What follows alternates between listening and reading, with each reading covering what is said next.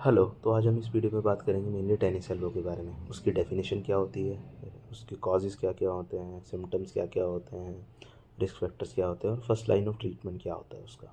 तो मेनली हम पहले आ जाते हैं उसकी डेफिनेशन के बारे में। तो डेफिनेशन क्या है, मेनली टेनिस एल्बो को हम लेटरल एपिकॉन्डिलाइटिस भी कहते हैं। ये मेनली होता है ओवर स्ट्रेचिंग या फिर ओवर यूज़ की वजह से। ओवर यूज़ किसी भी मसल या टेंडन का, मेनली जो टेंडन इन्वॉल्व होता है वो होता है एक्सटेंसर कार्पी रेडियालिस ब्रेविस। मेनली जो हमारे एक्सटेंसार टेंडन होते हैं उनकी ओवर यूज़ की वजह से ये कंडीशन होती है जिसको हम टेनिस एल्बो कहते हैं। अब मेनली क्या है, इस चीज़ से कंफ्यूज ना करें कि tennis elbow mainly tennis players में ही होता है, जो टेनिस खेलता है उसी में होता है। ये मेनली किसी भी एज में या किसी भी जेंडर में हो सकता है।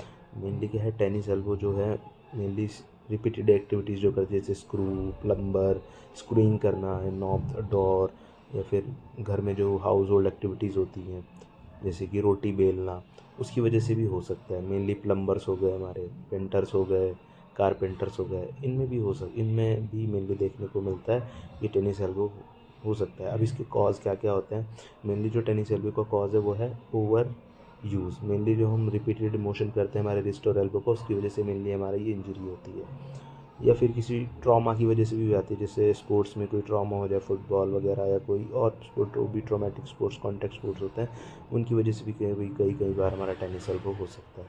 मेनली अब इसके सिम्टम्स क्या क्या होते हैं। पहला सिम्टम है इसका पेन, दूसरा है टेंडरनेस, तीसरा है स्वेलिंग, चौथा है हमारा हम कभी हाथ को मूव भी नहीं कर सकते, मतलब कभी मूव करते तो हमको पेन आता है। Inability to move the hand, मतलब एल्बो की जितनी एक्टिविटीज़ हैं उनको इनएबिलिटी मूव करेंगे तो हमको पेन आएगा।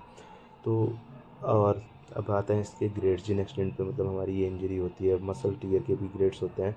तो ग्रेड 1 जो इंजरी जो होती है वो मेनली उसमें कुछ फाइबर्स हमारे टीयर होते हैं, उसकी वजह से क्या है कुछ मतलब पेन आता है। ऐसी कोई स्वेलिंग तो नहीं आती है, बस पेन आता है या टेंडरनेस होती है। और कोई फंक्शनल लॉस नहीं होता, मतलब फंक्शन नॉर्मल रहता है, रेंज ऑफ मोशन नॉर्मल रहती है। ग्रेड 2 में क्या होता है, हमारे कुछ fibres, half of the fibre जो है वो टर्न आउट हो जाते हैं, जिसकी वजह से पेन आता है, मॉडरेट स्वेलिंग आती है, मॉडरेट टेंडरनेस होती है और कुछ हद तक रेंज ऑफ मोशन भी इफेक्ट हो जाता है हमारा। और एक ग्रेड 3 आता है जिसमें हमारे सारे फाइबर टर्न आउट हो जाते हैं। उसमें क्या होता है, हमारा ग्रॉस स्वेलिंग आएगी, वेक पेन मिलेगा हमको, और क्या है टेंडरनेस भी ग्रॉस होगी, और हमारा जो है रेंज ऑफ मोशन वो लॉस हो जाएगा, फंक्शनल लॉस हो जाएगा हमारा बिल्कुल। अब हम आते हैं इसके स्पेशल टेस्ट। तो मेनली जो स्पेशल टेस्ट है वो दो हैं। पहला है कोजन टेस्ट, दूसरा है मिल्स टेस्ट। अब कोजन टेस्ट क्या होता है, मेनली जब हम रिस्ट को फ्लेक्स कराते हैं, अपनी जो रिस्ट है उसको फ्लेक्स एक्सटेंड करने को बोलेंगे। मेनली रिस्ट को जो हम एक्सटेंड करने को बोलेंगे अगेंस्ट फोर्सफुल रेजिस्टेंस, इस टाइप से। ये ये तो अगर इस टुकड़ में हमको हमारे लेटरल एपिकॉन्डाइल पे पेन आता है तो मतलब क्या है कि मतलब हमारा ये टेस्ट पॉजिटिव है, तो मतलब लेटरल एपिकॉन्डाइलाइटिस है। दूसरा होता है मिल्स टेस्ट। मिल्स टेस्ट में मेनली क्या करते हैं, जो हमारी ये मिडल फिंगर होती है, हम मिडल फिंगर को अगेंस्ट रेजिस्टेंस क्या है एक्सटेंड कराते हैं ऐसे। अगर ये हमारा पेन हमको फिर लेटरल एपिकॉन्डाइलाइटिस पे मिलता है तो मतलब हमारा मिल्स टेस्ट पॉजिटिव है। अब मेनली हम इसकी फर्स्ट लाइन ऑफ ट्रीटमेंट के बारे में बात करते हैं। जिसका फर्स्ट लाइन ऑफ ट्रीटमेंट है वो मेनली प्राइस है। P for stand for protection, R for rest, I for icing, C for compression and E for elevation. और जैसे जैसी कंडीशन आती है तो हम इसमें बाद में क्या है, हम इसमें स्ट्रेंथनिंग एक्टिविटीज़ भी कराते हैं मसल स्ट्रेंथन अप करने के लिए हमारे एक्सटेंसार्स लेटर स्टेजेस में, मतलब जैसे ग्रेड 2, ग्रेड 3।